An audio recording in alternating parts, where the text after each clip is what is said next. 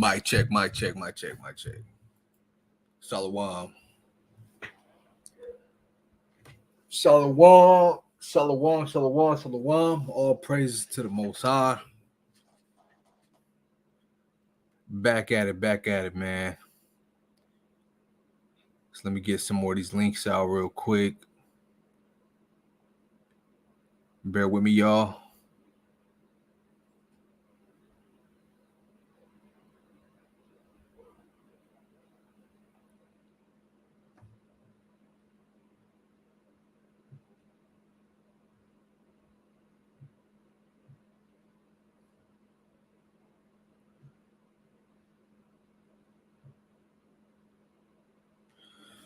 All right, shalom, y'all. First and foremost, I want to give all praises, honor, and glory to the Most High God, Yahweh, Bashem, Mashiach, Malak Yahweh. Just here to bring y'all a little quick edification through the spirit, right? The topic of the discussion today would be, what are you hoping for?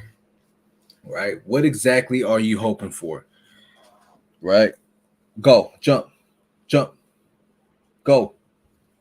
Right? What exactly are y'all hoping for, man? You know, we got a lot of brothers and sisters out here in the world. They're hoping for, their careers. They're hoping for longevity in America. They're hoping for things that pertain to the flesh. They're hoping for things that pertain to the world. But what are you hoping for? Right? See, there's a difference between knowing the truth and being in the truth. We have a lot of brothers and sisters that, when we go to camp or when we're teaching on wherever we're teaching at, whoever we're talking to, they say, yeah, I know I'm an Israelite, tribe of Judah this, tribe of Judah that. But they ain't really doing nothing about it because they're so embedded to have their hope bound according to what the world wants, man. And what the world wants, they put in their own minds thinking that that's what they want too. Right? So knowing the truth and being in the truth is two big, huge, drastic differences. Being in the truth means you're 10 toes down for the name of the Lord. You're doing the work for the kingdom. You're teaching the people, right? You're putting in your bricks to build the nation back up. That's being in the truth. You're keeping the faith and you're keeping these commandments, right? Being in the truth, right? And knowing the truth, you an Israelite, you from the tribe of Judah, you believe to be the real Jews, etc., man, but you ain't doing nothing about it. You're still living day to day in your daily life and God knows what, man. Right? So we have to understand that we have to stay in this truth. Get in this truth and stay in this truth. Don't get swayed to and fro. Don't go to the left or don't go to the right, right? According to Proverbs chapter 4, you have to stay on that narrow path because a lot of brothers and sisters are not going to make it in these last days. Everything that's going on with Trump, you got the Christian community in the frenzy thinking that that's some type of prophecy, thinking that the Most High God has his hand on him to the point where he's being, chosen by the Most High, right? In a state of righteousness. But we all understand that the Most High moves these kings around to, how he wants them to fit in these last days. The Most High wants Biden back in office, he's going to put him back in office. If the Most High wants Trump in office, he's going to put him in office. That does not mean he's chosen by the Most High in a sense of righteousness. No, man. These are simply pawns being used in the earth to have these nations do whethersoever he wills, right? So we got to understand, man. But let's get back on the topic, man. What are you hoping for, right? Is your hope in the kingdom? Is your hope building bricks to make it out of Babylon, out of this captivity? Is your hope, or is your hope in the world? Right? Let's get this precept going. I'm gonna pull this up in Psalms chapter 17, right? So I was reading this powerful chapter yesterday, man, and me and my wife were like, man, this is going in, right? Fire chapter. Right. So I'm gonna pull this up in Psalms chapter 17 through the spirit, man. All right, peace and blessings and shalom to the 4 viewers in here. Most High be with y'all, man. I hope everything's well with y'all. Peace and blessings to y'all, you and your households. All right, so let's get this. All right, so this is Psalms chapter 17. Watch this, y'all. All right. Yeah, let me get that in KJV. Psalm 17:1 says, the prayer of David, hear the right, O Yahweh, attend unto my cry, give ear unto my prayer, that goeth not out of fiend lips. Right. So we're asking the Most High to hear our prayer. That's something that we got to hope for. We don't want the Most High turning his ear or having our prayer be an abomination or anything along those lines. We want the Most High to hear our cry, just like he heard the cry of our foremothers and forefathers in Egypt, right? And he told Moses, look, I hear my people's cry, go and bring them out of there. We're doing that same thing here in Babylon, here in America, right? To hear our cry so he can get us out the situation that we're in. But the Most High is not just going to come and get us just off of a whim. No, we have to keep the commandments and keep the faith of the Most High, right? And the Son Yahweh Shai. The commandments of the Most High and the Son Yahweh Shai, right? This is what we have to do. We have to hold up our end of the bargain as well, right? Because, you know, when you're in Christianity and you go into these Christian churches, a lot of their understanding is just a gimme, give me spirit. We have to give in order to return. What you put out is what you're going to receive, right? What you sow is what you reap. We all understand that. So let's do our part in keeping the commandments of the Most High, right? And faith in his Son. So that way the Most High can hear our cry and have compassion upon us and save us up out of this captivity, right? Verse 2, let my sentence come forth from thy presence. Let thine eyes behold the things that are equal, right? So we're asking the Most High to weigh our cry, weigh our plea in a righteous balance. Because what does Psalms 111 and 1 says? It's like Psalms 11 and 1, right? Matter of fact, it's Proverbs 11. Proverbs 11 and 1 says, a false balance is abomination to Yahweh, meaning it's detestful, right? It's unpleasing to the sight. So a balanced scale is what we want our plea, our cry to be weighed on. But a just weight is his delight. So the Most High is going to give you according to his proper judgment, right? Let's go back. Now it says, let my sentence come forth from thy presence. Meaning what? Let what we speak, let what we cry, let what we hope for, let what we plead for be seen in the presence of the Most High. Let him be a witness to that. We don't want him to have his back turned on us. We don't want him to turn an ear the other way and not hear our plea. You understand? Verse 3, thou hast proved mine heart. Thou hast visited me in the night. What does it mean he's visited us in the night? Right? Proved our heart means he's trying our reins. He's testing our spirit. He's seeing what's in us and if it's wicked or if it's righteous, right? He's going to try our hearts. He's going to test us. You understand? And when it says here, thou hast visited me in the night, does that mean it's daytime? You know, it's 1 o'clock p.m. in the afternoon. The Most High is not going to visit me in that time. No, that's not what it means. When it says that he visited us in the night, that means in a time of affliction, right? In a time of darkness. You understand? He's going to visit us. Thou hast tried me and shalt find nothing. So we got to make sure our garments are clean. If you trying to present yourself to the Most High and he's coming to visit you and you got a stain on your garment, right? You got to make sure that you have no blemishes in that time, right? No wickedness embedded in you, no evil thoughts embedded in you, right? Not walking in the flesh, but rather walking in the spirit in that time.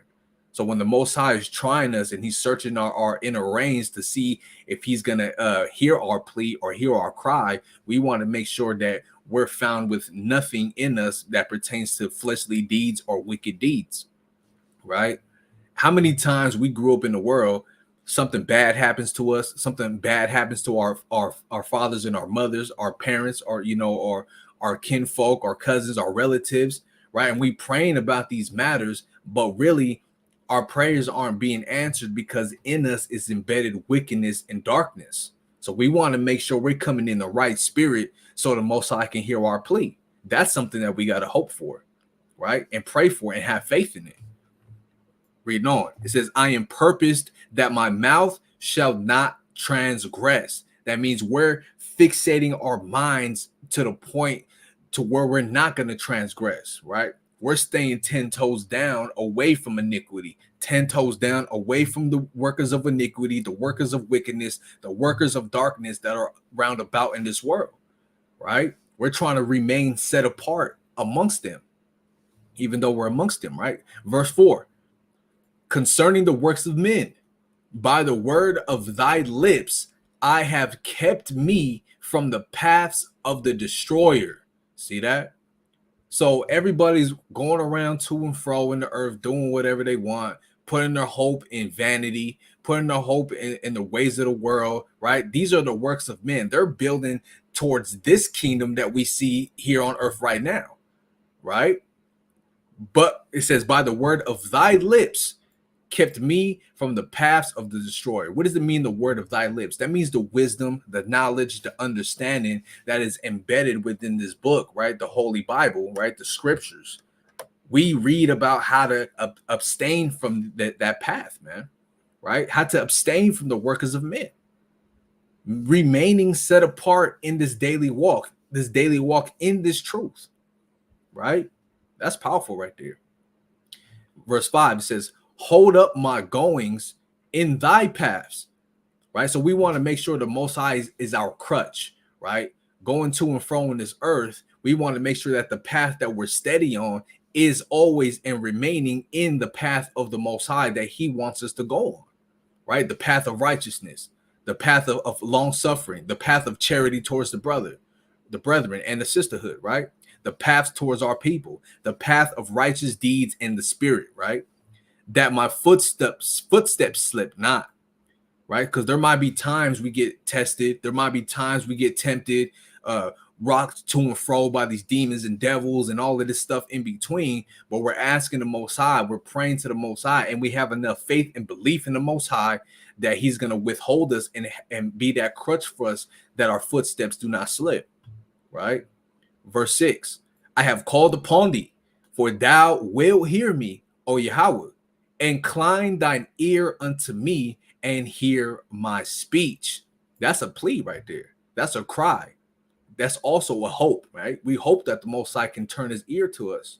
We hope that the Most High will hear our prayers, right? But the only way for him to hear our prayers is to keep his commandments. And let's get that real quick in the book of John, chapter 9.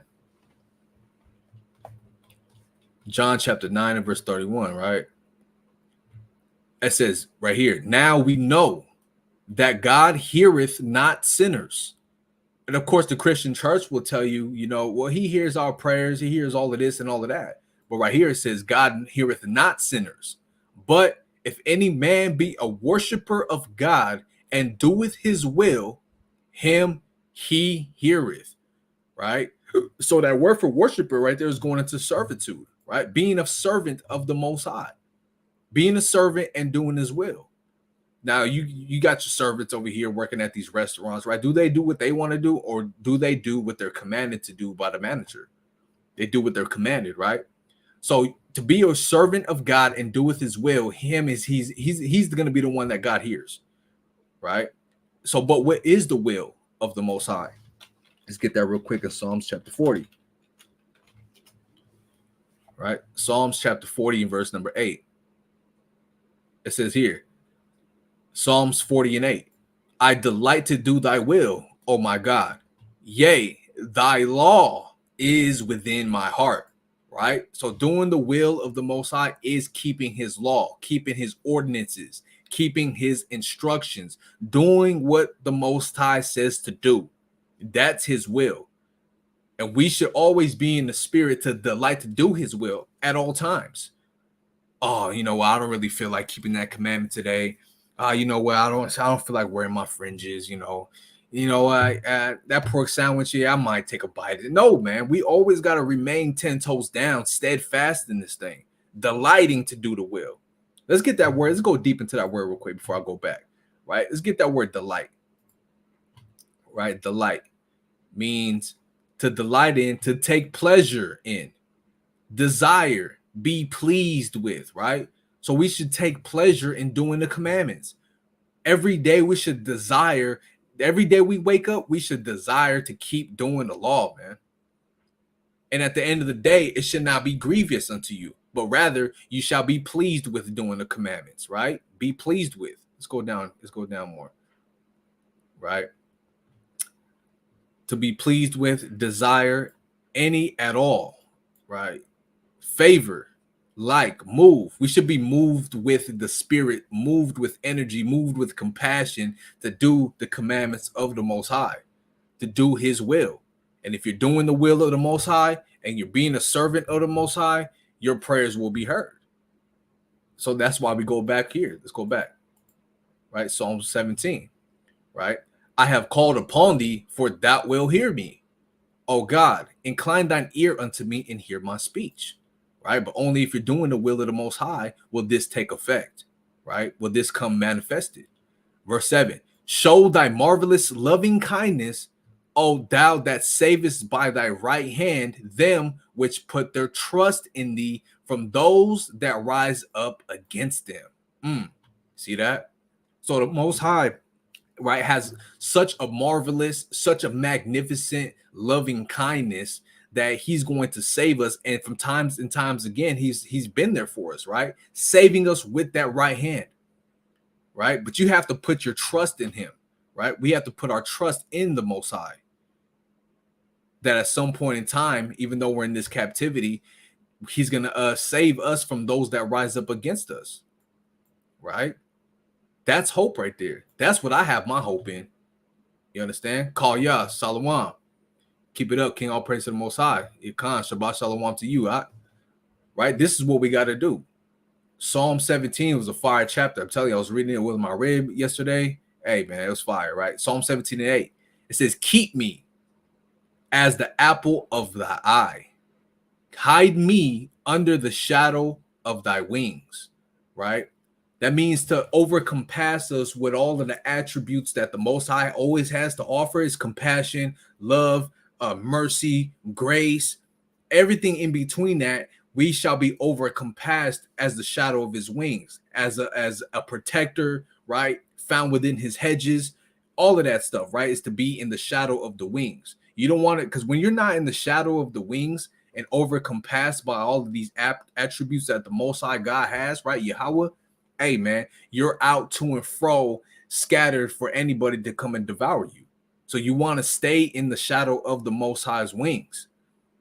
And here, when it says, keep me as the apple of thy eye, what is the apple of your eye? Your pupil, right? We want to always remain in the eyesight, in the vision of the Most High, to have that look of awe, that look of well done, well done, my faithful servant, that look of compassion and loving kindness when he looks down upon us. We don't want to have that look of the Most High as an abomination, as of a wicked man, right? As a not right, upright in the spirit, right? We want to have that look for the Most High to look upon us with grace, mercy, love, all of that stuff, man, right? That's very powerful. So that's what something we should hope for, right? Psalm 17 and 9. From the wicked that oppress me, right? Let me read it in flow, right? Let me read it in the correct flow. Keep me as the apple of thy eye. Hide me under the shadow of thy wings from the wicked that oppress me, right? From my deadly enemies who compass me about, right? So every enemy that compasses us about, they're always looking to devour us and to keep us on the bottoms of society, right? Keep us under their subjection, under their foot, and everything like that, man, right? They oppress us, they keep us oppressed, and they keep us suppressed, right? And it says right here, this is powerful, from my deadly enemies, right? Because they're always looking us to either kill us physically, and if they're not killing us physically, they're trying to kill us and destroy us spiritually, man, with the things of this world, their wicked inventions, right? Wicked doctrines, wicked wisdom. All of these things, they're trying to kill us physically and spiritually at the same time. And guess what? They compass us about. We're just a small light amongst the shadows of darkness. You understand? Verse 10. They are enclosed at their own fat. With their mouth they speak proudly. They have now compassed us in our steps. Meaning there's so many of them, right? There's so many devices and so many counsels about how to keep us destroyed. They know our steps, and they try to jump one step ahead to keep us suppressed backwards, right? Just like you're walking forward and somebody puts something to block you, a stumbling block to block you, you have no choice but try to turn around and find another route, right? You're walking, they block you, you go the other way, they block you off from there. You try to go the other way, they block you off from there. They're everywhere, man, right? They compassed us in our steps. They have set their eyes bowing down to the earth. Just like what we read, let's get that curse in Deuteronomy, right? They are for a prey. No, that's Psalms Slaki. That's Isaiah 42, right? Isaiah 42. Isaiah 42 and verse 22 says this. It says, "But this is a people robbed and spoiled. They are all of them snared in holes," right? "And they are hid in prison houses. They are for a prey, and none delivereth, for a spoil, and none saith restore." Right? So we're likened unto prey.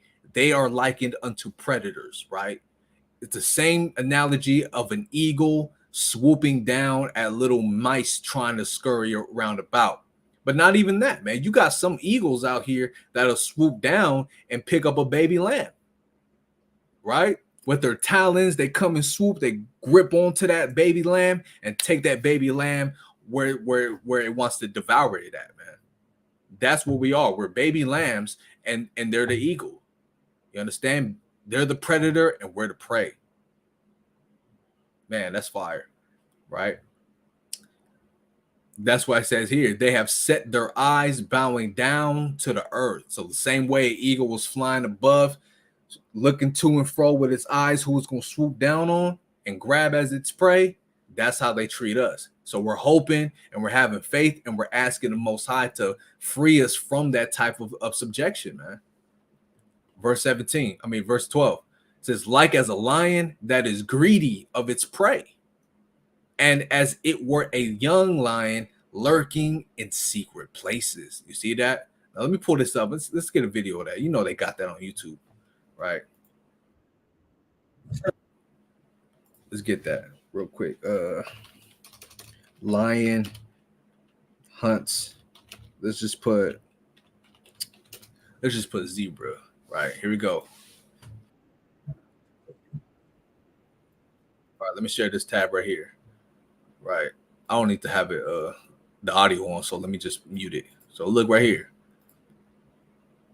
See, we're likened unto lambs, right? We're likened unto peaceable animals. Lions, on the other hand, are fierce beasts, right? This is why Yahushua is likened unto a lion that's coming out of its thicket, right? Because it's going to have to come into that, basically bring forth that destruction, just like a lion does for these heathen nations. You understand? These heathen nations think they're peaceable and they're living it up and they're doing whatever they want to do. He's going to come like a lion unto them. He is going to come like a predator unto them, and they're going to become the prey. But right now, on a minor scale of that, we're the prey and they are the predators. This video right here will represent the heathen nations being the lion and us being a peaceable animal, which is just a zebra, right? Not doing nothing, just wanting to eat, go around to and fro, whatever, you know. But the lion is always looking for something to devour. Right? Let me get a good right here. Look at this one. Look at that. Waiting, right? Waiting to devour, on that pouncing status, getting ready to pounce. You see that? They think they're hidden, but guess what? The Most High knows, can see them for their ways, man. Now let me read that precept while this plays, right? Verse 12, Psalm 17 and 12 says, "Like as a lion that is greedy of its prey, and as it were a young lion lurking in secret places." See that? That's what these heathen nations do to us, man. They treat us like prey, and they're the predators. See that? Look at that. Look at that. That's why we read in that previous verse up here. It says, what's that verse at?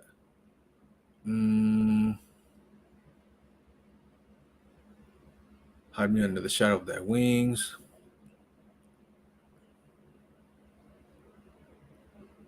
Pass me about. Oh, verse 5, Psalm 17 and 5 says, hold up my goings in thy paths, that my footsteps slip not. No, that's not what I wanted.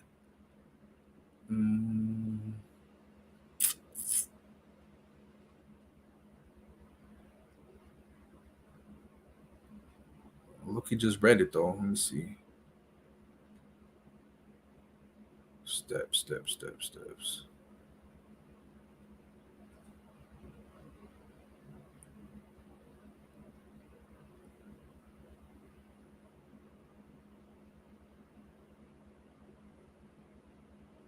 Okay, right here, verse 11, right? Psalm 17:11 says, they have now compassed us in our steps. They have set their eyes bowing down to the earth, right? That's crazy, man, right? So that's what's going on right here, what we see in this video, right? They prey on us. So that's something we have to hope for, right? This is something, and hope, of course, is coincides with belief and faith. To have faith, that means you have hope. To have belief means you have faith, right? So that's powerful. I just want to bring out that video to give a good understanding of what we're reading here in Psalm 17, right? Now, let me read that one more time. Verse 12, like as a lion that is greedy of his prey, and as it were a young lion lurking in secret places. Verse 13, arise, O Yahweh, disappoint him, cast him down, deliver my soul from the wicked, which is thy sword, right? So the Most High, we're asking the Most High to disappoint him, bring him into derision, bring him into what's that other word I'm looking for? Bear with me, y'all. Disappoint, meaning like confound him, right? We want him to be confounded. They're walking around prideful. They're walking around preying on all of our people, destroying us, walking with a haughty spirit, haughty eyes, stretched forth necks. They lifting themselves up, thinking they're big and bad and nothing's going to ever happen to them. We want them to come to the point where the Most High is going to disappoint him, right? He's going to be confounded. Everything he thought he had in this world and all the riches and gain of this world off the backs of our people, so on, that's going to come to naught, right? Cast him down, right? See, this is going into the understanding of a predator, right? That eagle that flies around to and fro, we asking the Most High to strike that eagle down. No more prey. No more swooping down with your talons, grabbing baby lambs and taking them back up to the cliffs, man, right? Cast that eagle down. Understand? Deliver my soul from the wicked, meaning what? Our soul ultimately and our spirit ultimately belongs to the hand in the hands of the Most High, regardless, right? But the wicked inventions of these nations and the wicked treachery tricks that Esau puts forth taints our soul and tries to sway our soul into doing his will instead of the Most High's will, right? And we know the Most High's will is keeping his commandments, man, and doing what he says, right? Being a worshiper of Yahweh means being a servant of Yahweh and doing his will. Him he heareth. You understand? From men, verse 14, from men which are thy hand, O Yahweh, from men of the world, which have their portion in this life, and whose belly thou fillest with thy hid treasure. They are full of children, and leave the rest of their substance to their babes. See that? That's passing down that generational wealth. So they made over what, 40 trillion, right? With a T. $40 trillion off of the backs of slaves, right? The backs of our people. This is how they got started all of their Fortune 500 companies, all of their banking institutions that they have today, all of their designer institutions that they have today, all of their colleges, their college institutions that they have today. They got the jump start in their economy by the backs of us, man, by the backs of our foremothers and forefathers, right? And guess what? They are full of children, children after children after children.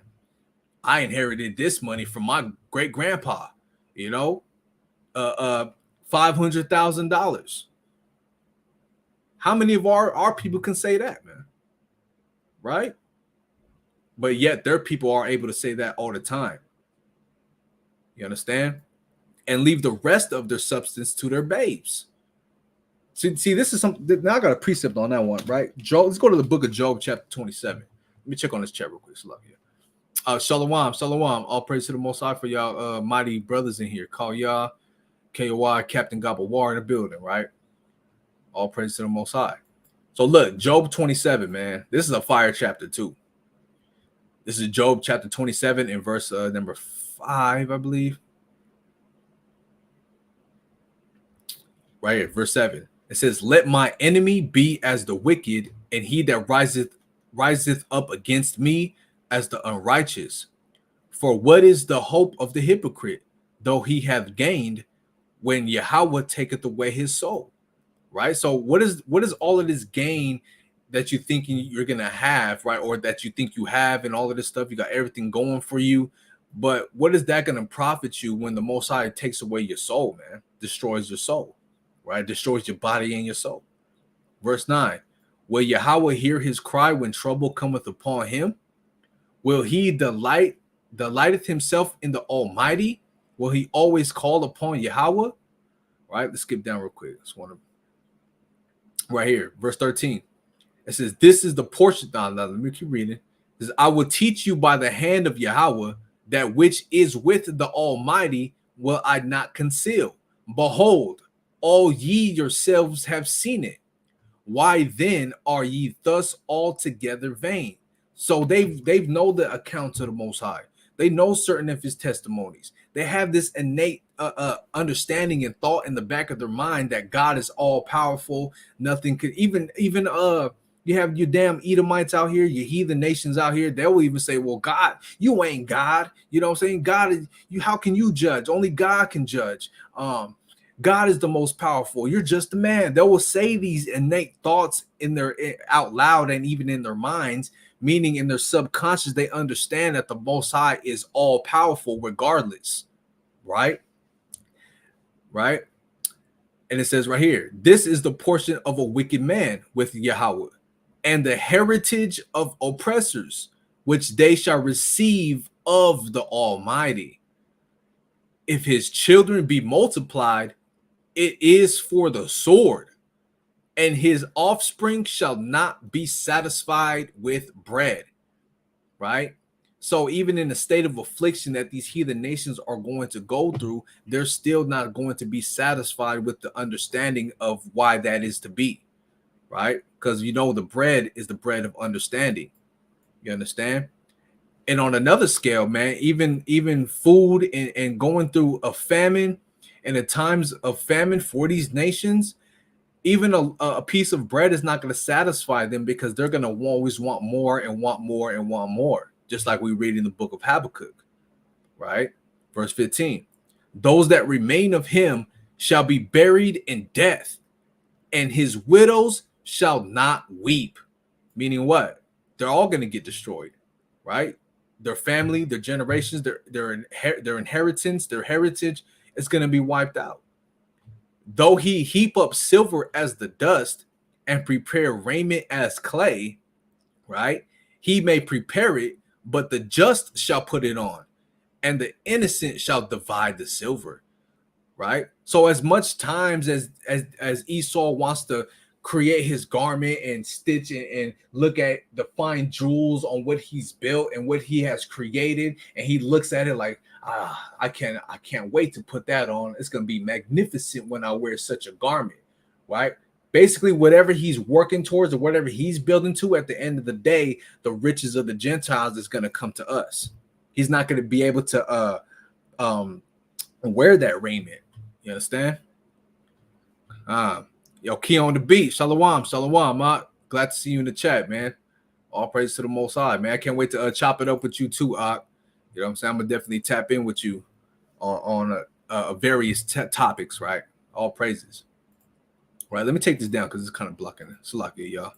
Make sure y'all hit that like button though, man. All praises. Right? Verse 18, right? This is going into the heathens, right? "He buildeth his house as a moth, and as a booth that the keeper maketh. The rich man shall lie down, but he shall not be gathered. He openeth his eyes, and he is not.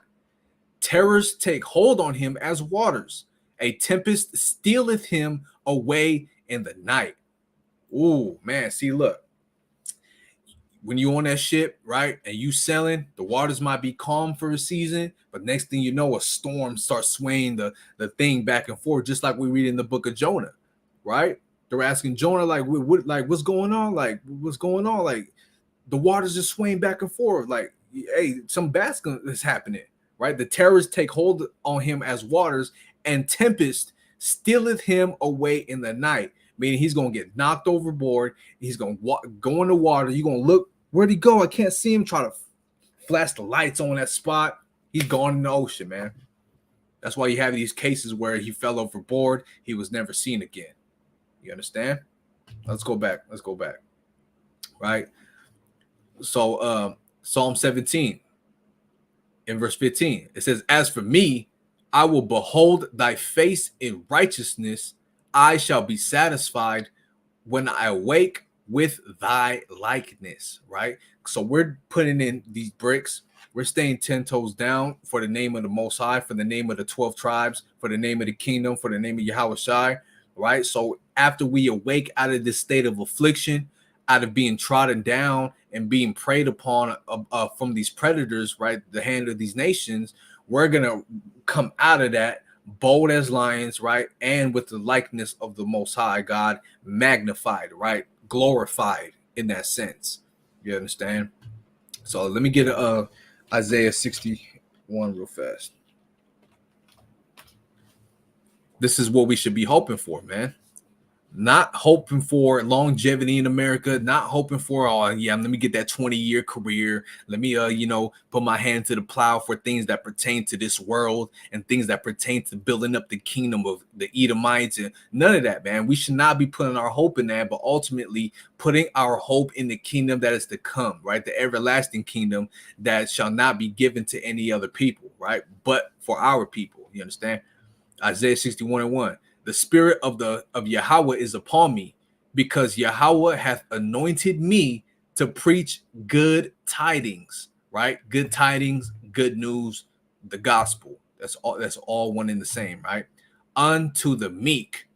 He hath sent me to bind up the brokenhearted, to proclaim liberty to the captives, and the opening of the prison to them that are bound, right? That's just something that we have to hope for, right? Pray for, have faith for, and work towards. You understand?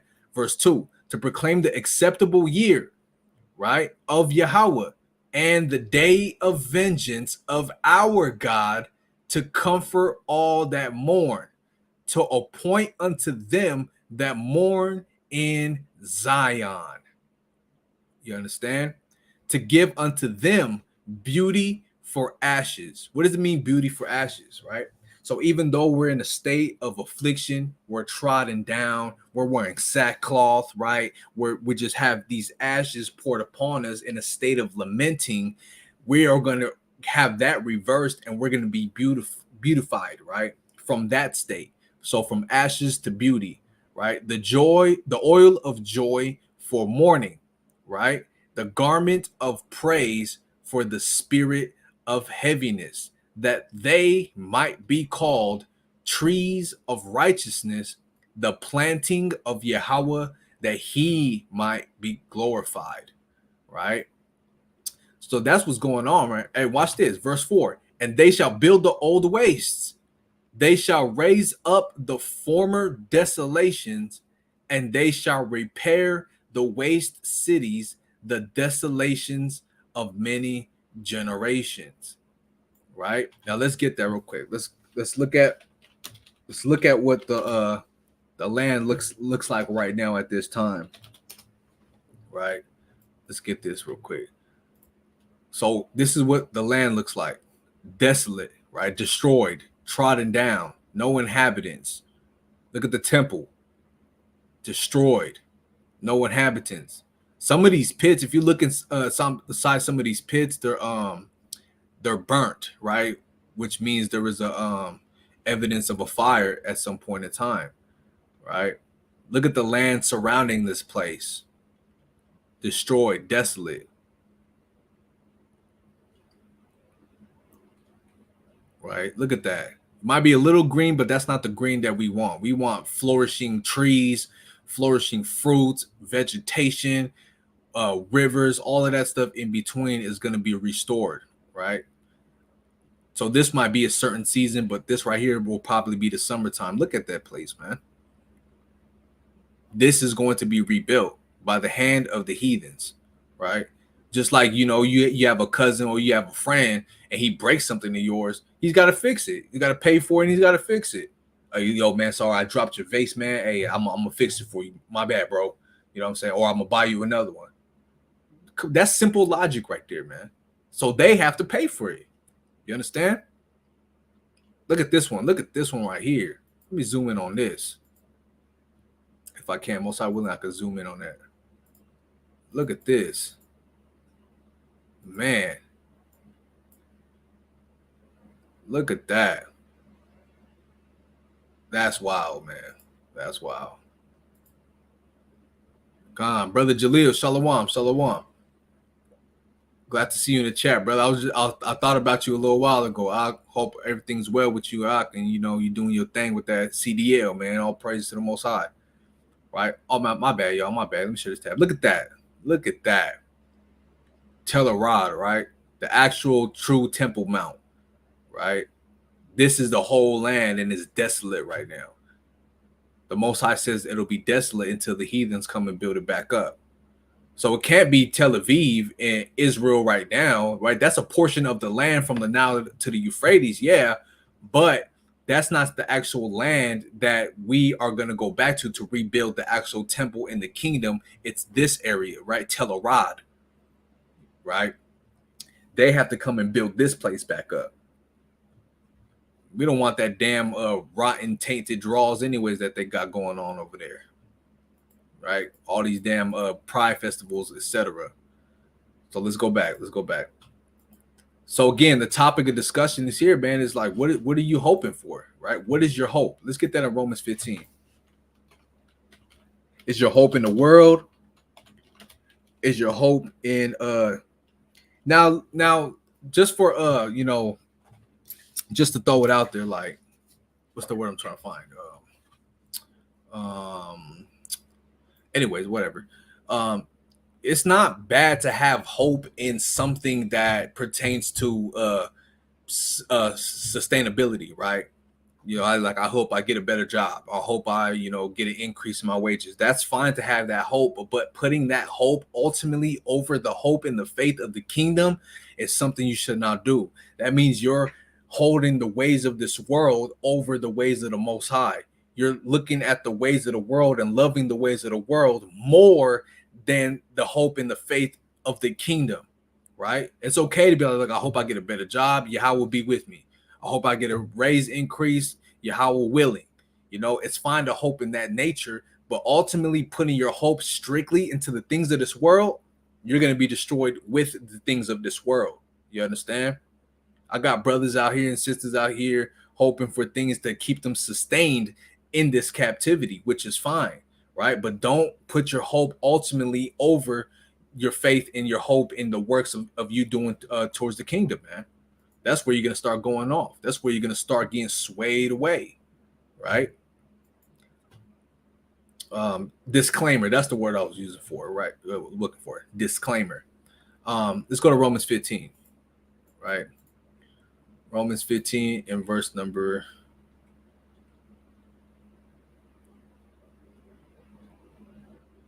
13. It says, now the God of hope fill you with all joy and peace in believing, that ye may abound in hope through the power of the Holy Spirit. Of course, once you keep the commandments, right, you get the Holy Spirit. And this Holy Spirit comes with the attribute of which is also called the spirit of understanding, like we read in the book of Sirach, chapter 39, right? And once you have the spirit of understanding, then you have that hope magnified or amplified, right? To know the greater outcome of our affliction that we're going through on a day-to-day. You understand, if that makes sense, right? That's very powerful to know. Once you get the spirit of understanding, you keep the commandments, you come into this truth, you get the spirit the spirit of understanding, and that spirit of understanding brings you the understanding of having that hope that this is only for a time, right? And then our hope is amplified into knowing what the greater outcome of this after this affliction is going to bring, right? That's good. Watch this, verse 14. And I myself also am persuaded of you, my brethren, that ye also are full of goodness, filled with all knowledge, able also to admonish one another. Right, and this is what I'm doing here right now. I have the hope, I have the understanding of the future hope, right? So that therefore my hope is amplified, my faith is amplified, doing the work is amplified because I know the greater outcome of after this affliction and tribulation that we're going through. So therefore I'm going to admonish my brothers to let them know and have them to understand that same type of belief, so that way their hope and their faith is amplified as well. Make sense? uh, let's go back. Let's get one more. Let's get one more, right? Of course. What should I see? Let's go back to the Torah, right? Deuteronomy 31 and mm,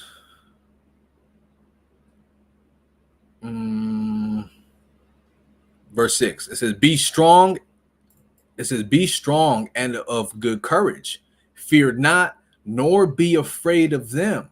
For Yahweh thy power, he it is that doth go with thee. He will not fail thee, nor forsake thee. Right? So even though you find yourselves in times of vexation, even though you find yourselves in times of affliction, right? Troubled spirits and everything along those lines, always have your hope and your faith and your belief and your trust, right? Be steadfast. Do not be swayed to and fro to the point where you're about to be knocked off the truth, knocked out the truth, or knocked off the game, right? Stay 10 toes down in this thing and understand and meditate on this precept, or at least meditate on this understanding that the Most High, wherever you're going through, he's going to go with you. He's not going to fail you, and he for sure is not going to forsake you, right? All praise to the Most High. But yeah, I just want to do a quick live, man, through the Spirit. You know, trying to balance work, trying to balance everything in between. So I had to come and put my bricks in. You know what I'm saying? Always putting the bricks in some way, shape, or form at some time, whenever I can. Most High willing, whenever He deems me necessary to do so, I'm going to do that. All right. So with that, I'm gonna say shalom, peace and blessings to everybody in here. And remember, man, what are you putting your hope in? Is your hope more on the world and the things that pertain to the flesh and of this world, or is your hope ultimately to the building of the kingdom? To get about this captivity, man. Right. With that, say call all Yahweh Bashim Yahushai, Barakatham, and Shalom.